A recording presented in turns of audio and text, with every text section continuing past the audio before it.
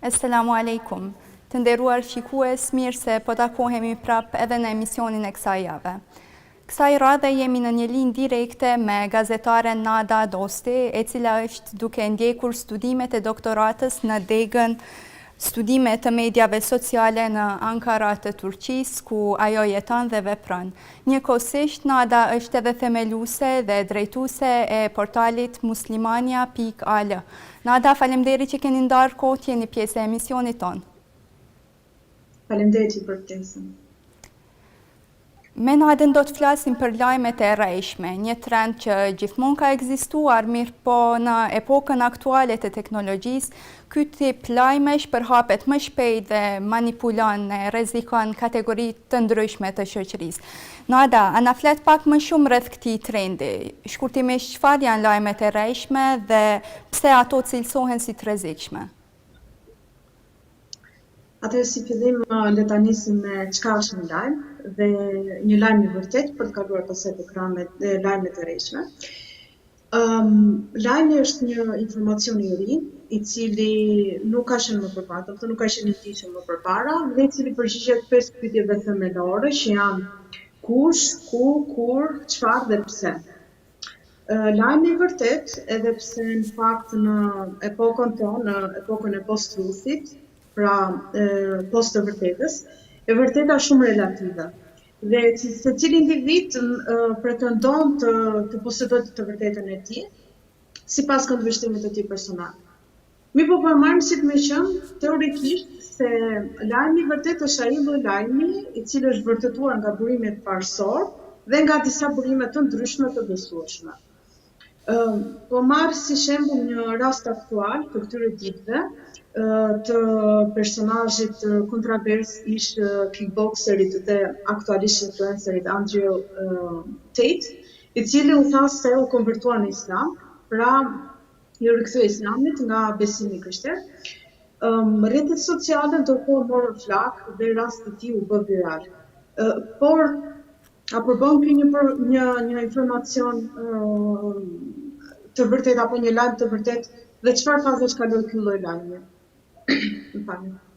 Atëherë së pari dolën disa pretendime nga disa portale, por në fakt ishin vetëm sholla, pra nuk kishim ende një konfirmim të burimit të parë që ishte vetë Tate, që ishte vetë Andrew Tate, dhe në këtë lloj faze ky lloj lajmi mund të quhet thjesht një spekulim.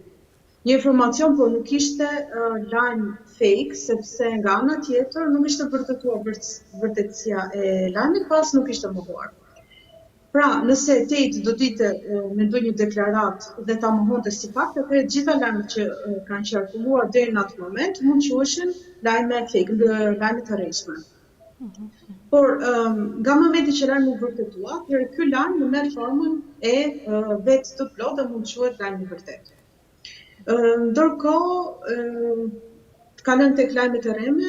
Lajmi i rreme është një lajm i cili nuk ka as edhe një fakt të vërtetë në të, dhe është në tërësi është i sajuar, është i shpifur vetëm për qëllime për të dëmtuar dikë ose diçka, ose thjesht për të marrë disa klikime.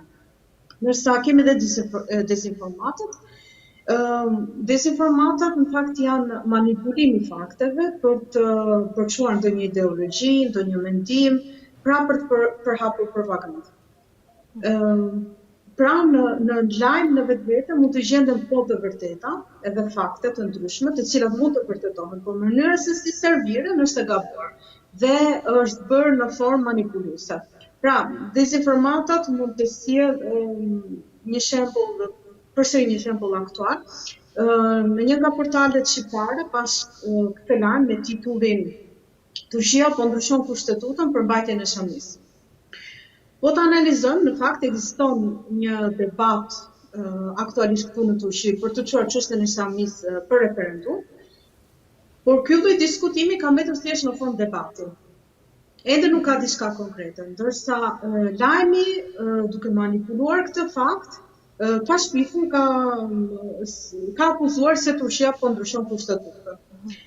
Pra, duke bërë si fakt të kryer, duke përcjellë domethënë informacione si një fakt të kryer, kur në fakt është thjesht propozuar referendumi pastaj fiton ose jo shumicë votash, pastaj kalon në fazat e tjera dhe puna e ndryshimit të kushtetutës është ende shumë larg. Ka pasur disa propozime për ndryshim të kushtetutës. Faktikisht kam qenë vetë prezent kur e kam dëgjuar, do të them me vesh një nga zëdhënësit e vetë presidentit, i cili hodhi një propozim për nevojën e ndryshimit të kushtetutës, por që në fakt s'ka lidhje fare me çështjen e islamizmit. Pra ky lajm ka marrë disa fakte të ndara, i ka bashkuar në një lajm të vetëm, duke manipuluar informacionin dhe duke e servirur një farë forme disinformate për audiencën.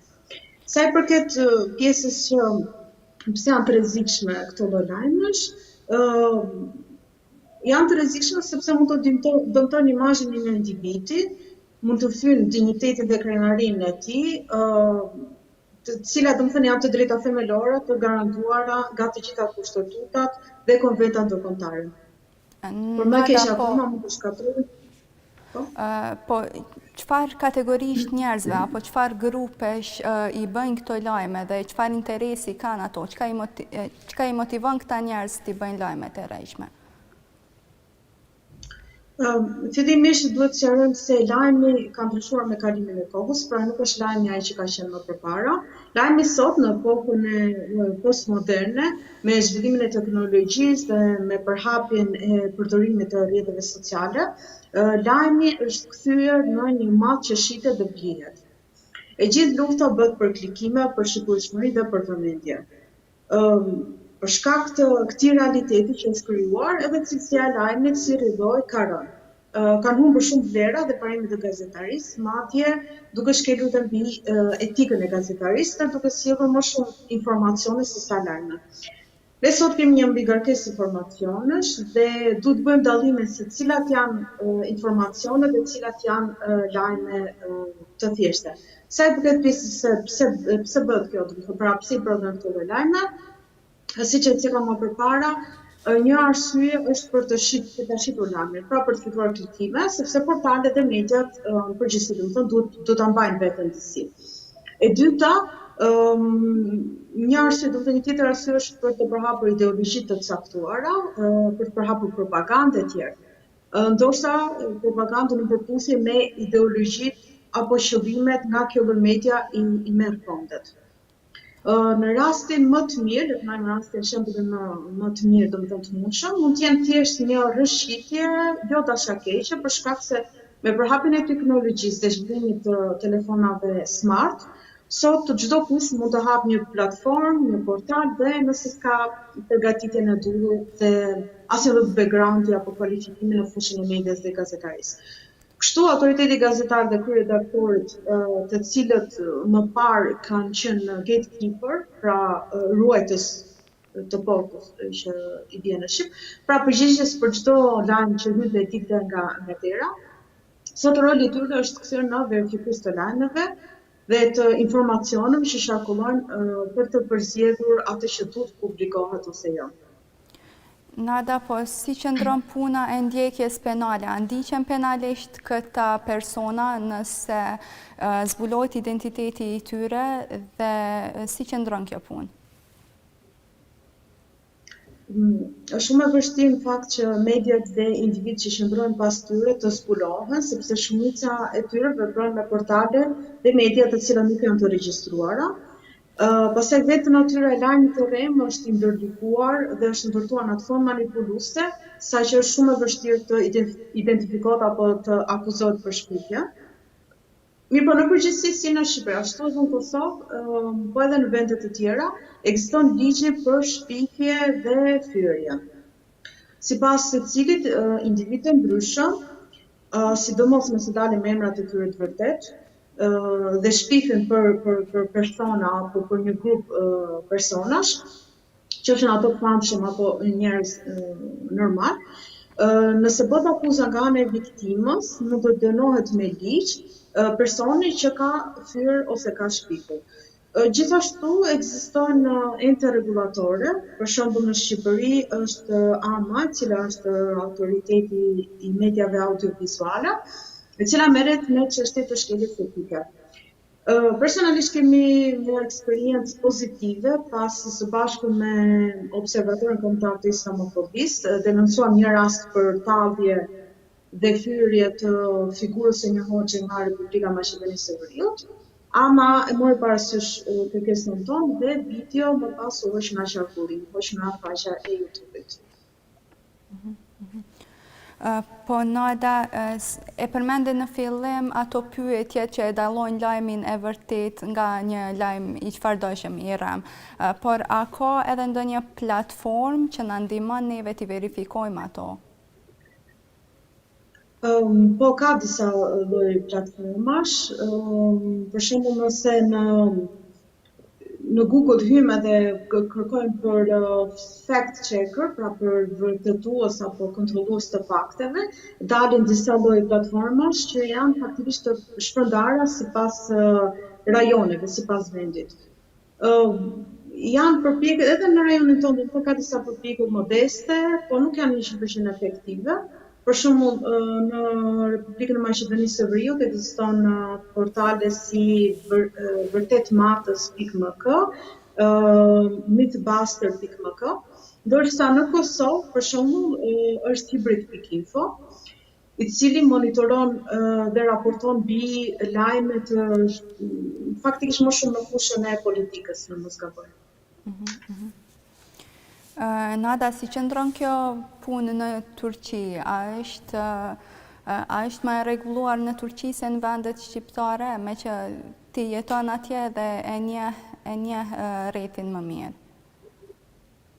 Po, madje personalisht e kam ndjekur nga afër çështjen e dezinformatave në Turqi. Kam marrë pjesë në një seri seminarësh që ka organizuar drejtoria e presidencës për media dhe komunikim, që është një tip ministrie më vete, le të themi, nga Presidenca e Republikës së Turqisë. Dhe kam ndjekur nga afër dhe fjalimin e vetë zëdhënësit të presidentit, Fahrettin Altuni, i cili është shprehur se Turqia në këtë fazë aktuale, në këtë fazë që ndodhet tani, edhe për shkak të pozitës gjeopolitike, po edhe për shkak të afrimit të zgjedhjeve që do të jenë pranverë në ardhshme, është bërë do të themi sulm i dezinformatave dhe lajmeve të rreme, sidomos nga jashtë. Është ekspozuar ndaj këtyre lajmeve të rrek.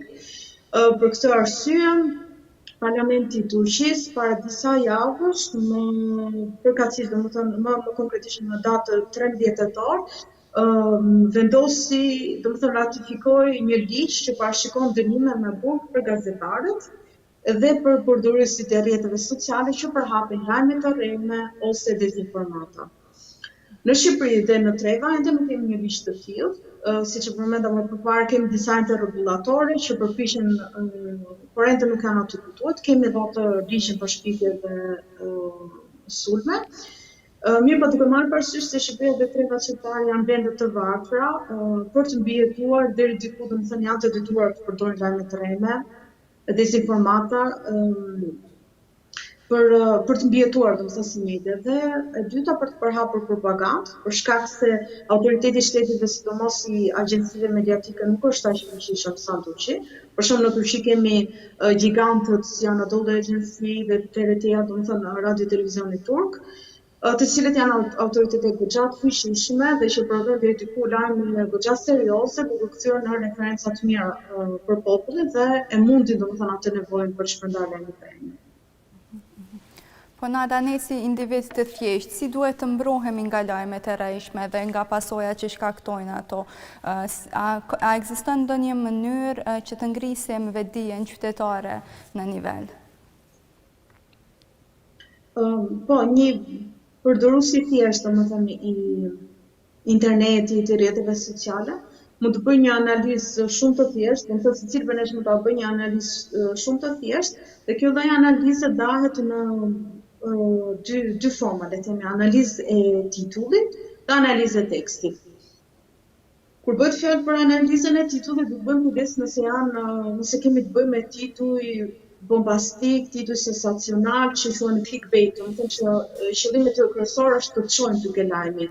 Dhe kur shikojmë pastaj lajmi nuk ka lidhje fare domethënë me titullin. Pra duhet bëjmë kujdes të mos klikojmë tek këto lloj titull që pamjet parë të japin përshtypjen se janë disiplinata. Pastaj kur bëhet fjalë për analizën e tekstit, duhet bëjmë shumë kujdes, domethënë nëse përballemi me fraza dyshuese, për shembull, nëse në tekst thuhet disa burime tregojnë se. Mirë, po cilat burime? Nga vjen ky burim? Sa i besueshëm është ky burim? Ose për shembull në tekst ka shprehje si për shembull mendohet, thuhet, do të thonë gjitha janë spekulime. Dhe duhet bëjmë shumë kujdes domethënë për nga këto lloj lajmesh. Gjithashtu para se ta shpërndaj një lajm ose një informacion, duhet të bëj vetes dy pyetje. E para, a do kem ndonjë përfitim të tjerët nëse unë shpërndaj këtë lajm? Dhe e dyta, a do lëndoj dikush apo disa persona nëse shpërndaj lajmin? Dhe nëse përgjigjja është jo, domethënë nëse përgjigjja është nuk ka një lloj gjëje të keqe domethënë në lajmin e vetvete, nuk lëndon dikë, nuk sulmon dikë, dhe në esencë duket se lajmi është i plotson domethënë ato kriteret e një lajmi të vërtetë, atëherë s'ka problem, mund të shpërndaj. Nada, faleminderit shumë për kohën që e ndave të jesh me ne në studio. Faleminderit për ftesën. Të nderuar, ju falenderojmë për vëmendje që patët të na ndiqni. Mos hezitoni të na shkruani për çdo sugjerim apo kritikë eventuale. Deri në takimin e radhës, Esselamu alaikum, mirëmbëjtje.